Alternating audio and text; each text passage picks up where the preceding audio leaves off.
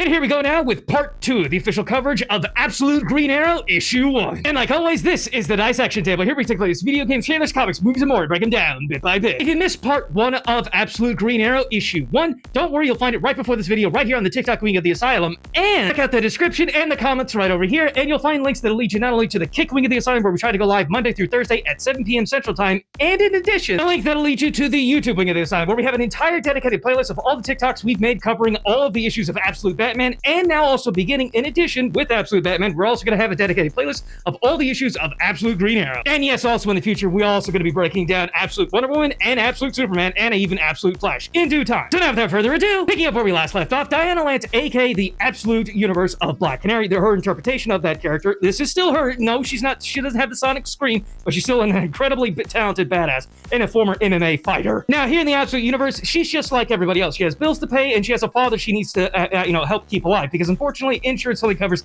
half of the cost of what's needed for her to cough up in order to keep him alive. Now, this is where things get really bad for her. Called into a meeting by Malcolm Merlin, or Marilyn, I don't know how to properly pronounce that last name, but yeah, she got called in by this guy in order to help to be hired to protect these two very shady characters. Evil pharmaceutical CEO Reese Tyler, who had his whole entire declared bankruptcy and got bailed out by his other fellow rich evil bad guy by a very familiar name, Hector Hammond. Now, Diana Lance, she's, aka Black Canary, she's been tasked with the whole entire job of protecting both of these not too great people for two key reasons. One, to keep them alive, and she's one of the best suited to do it, but also more importantly, she's ideal for tracking down the identity and bringing to justice the vigilante that took already out one other fellow not so good evil rich scumbag. Jubal Slade right here, who was one of the original co-founders of the whole entire Arrowverse app that Oliver Queen had designed. And unfortunately, like I said, this co-founder, he wasn't exactly a good person at all, and he got at the very beginning of issue 1. But back to the point of the fact that, Diana Lance being hired to hopefully track down the actual identity of who this individual is that has taken up the mantle of Green Arrow. And we've already got a couple of keen, candidates right here of who has become the new Green Arrow. And these names are probably very familiar. Harper, Dreden, and Holloway, yes, these people are very talented, very accurate archers. And fun fact, if you've been keeping up, if you've been a patient of the Asylum for a very long time now, you probably remember that Roy Harper was quite literally on the phone with Oliver Queen before his untimely demise at the very beginning of the Absolute Universe, when, yes, Hawkman unfortunately caved in not only Oliver Queen, but his ambitions and everything else. Eek. And despite being, obviously, they want to hire Diana Lance to be the head of this task force to actually track down these potential suspects of who's taking up the mantle of Green Arrow. This is when Hector Hammond and his other rich scumbag CEO buddy right here step in and they're like, hey, how's the task force going? Have we got our lead person right here to head up everything? And the very first thing Diana Lance is like, yeah, no, I can't take this case. I don't like you guys. I don't want to do this.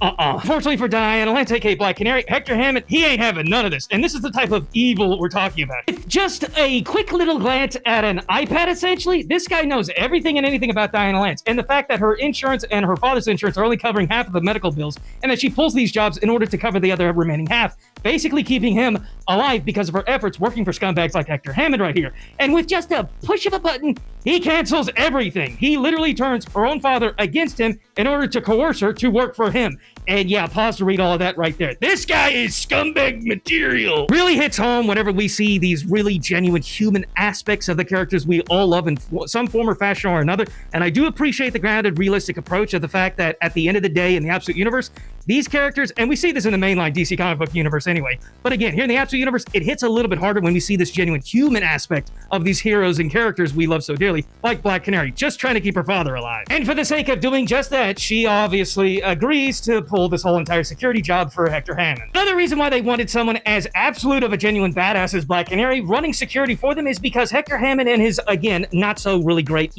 evil scumbag partner right here that he had to bail out with the whole bankruptcy and everything, yeah, these guys find Oliver Queen's hideout, the Arrow Cave. As you can imagine, they find everything that you would expect: military security hardware, a hell of a lot of really fancy cars, all of Green Arrow's equipment before, he got done in by Hawkman and everything. But more importantly, Hector Hammond and his buddy right here, they're looking for something very specific. We don't get details because they get ambushed by a very specific masked character. Black Canary, she does what she was in fact hired to do. She keeps herself alive, she keeps the clients alive, but unfortunately, just one little scratch But one of these arrows from the new Green Arrow has some severe side effects. And this new Green Arrow, no, he doesn't have the iconic, boxing glove on the arrowhead, but he has other toys. Tunk, boom! And from the fire and wreckage steps forward the brand new Green Arrow. And yes, this kind of flew over my head for a really long time. This guy's bow is actually made out of these two short swords. Diana can't really do anything but just try to catch her breath as she's been almost knocked out cold thanks to the whole entire kaboom.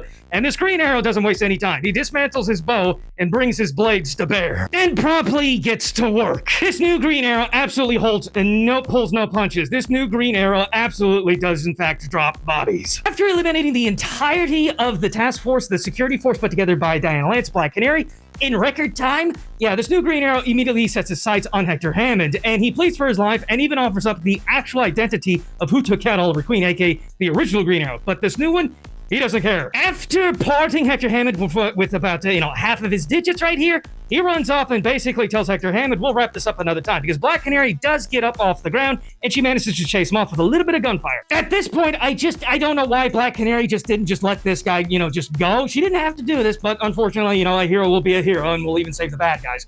Why? Either way, though, even though she almost lost her life, Black Canary is incredibly thankful. And in fact, she even says to herself that this monster that I absolutely despise right here doesn't even realize I'm smiling. So even though Green Arrow nearly took her out, she's kind of thankful for what this Green Arrow has done and what he is actually in fact doing. Going after the evil and the corrupt. Now for a little bit of the mystery to be brought to the light of just exactly what Hector Hammond and all these rich guys wanted whenever it came to Oliver Queen's, the Arrow Cave. What was Oliver Queen hiding down here? Was it military tech? Some type of information? Leverage? Who knows? But Black Canary, Diana Lance, she heads up a little bit of investigation into far underneath the whole entire, Arrow Cave.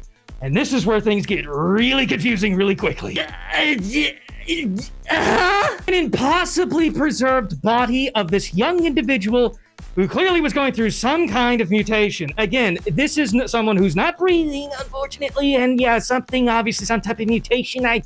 What is going on? Even Diana Lance is in complete shock, and even she doesn't even exactly understand just exactly what this is and what's going to happen. But this is the conclusion of issue 1. Diana Lance, Black Canary in an unfortunate position, and we still don't even know the full-fledged identity of this brand new Green Arrow, but eventually we'll find out. If y'all enjoyed, please make sure to give me a follow, like, and a comment right over here, and definitely make sure you hit that follow right there so I can continue keeping informed on all things video games, trailers, comics, movies, and more, and continue the breakdowns whenever it comes to the Absolute Batman run, and then now the brand new Green Arrow run as well. And much more to come, and please make sure to check out both the comments in the description down below, and join the other wings of the Asylum, including YouTube, where we have dedicated playlists of many of the videos we make right here on TikTok, and where we try to go live on Kick every Monday through Thursday. But again, hope y'all enjoyed, and I hope to see y'all in the next one.